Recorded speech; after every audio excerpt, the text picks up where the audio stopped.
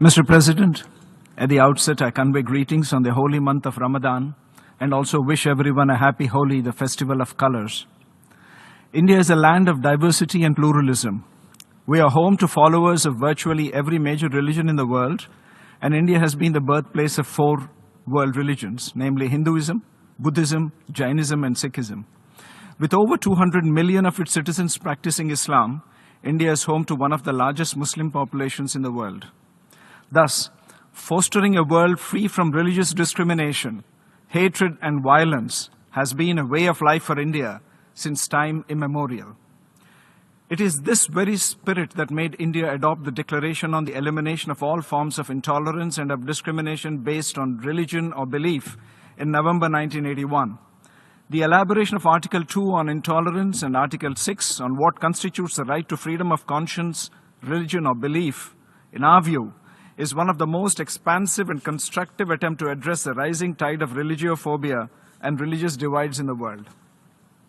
Mr. President, we stand united with the UN membership in condemning incidents of religious intolerance against Muslims. However, it's also imperative to recognize that religious discrimination is a broader challenge that affects followers of all faiths. We strongly believe that the path to meaningful progress lies in acknowledging that religio-phobia in its various forms threatens the fabric of our diverse global society. Mr. President, in an increasingly fractured world, the United Nations is envisaged as an entity that rises above differences. The UN derives its credibility from its perseverance to promote peace and security, growth and development. The work done by the United Nations and its entities in supporting maintenance of international peace and security, promoting social development, advancing women's empowerment, and fostering capacity building is immense. In keeping with this core agenda, any deliberation on issues of faith must seek to unite, not divide. Mr. President, we have recently witnessed a disturbing rise in violence targeting places of worship and religious communities. This can only be countered by sustained commitment and concrete action from all member states to the principle of equal respect for all faiths. All countries must commit to equal treatment of all their citizens and not practice policies that promote religious discrimination. We must also ensure that the education system does not perpetuate stereotypes or encourage bigotry.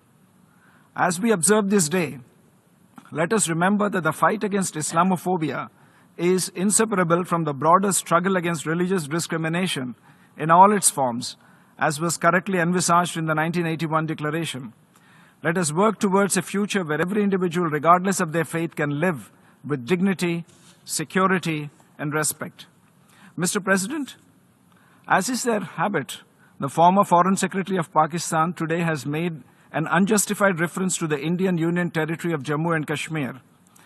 Frequent references will neither validate their claim nor justify their practice of cross-border terrorism. The fanatical mindset of this nation is well known, as also its record of bigotry. Such efforts will not change the reality that Jammu and Kashmir was, is, and will always be an integral part of India. Thank you, Mr. President.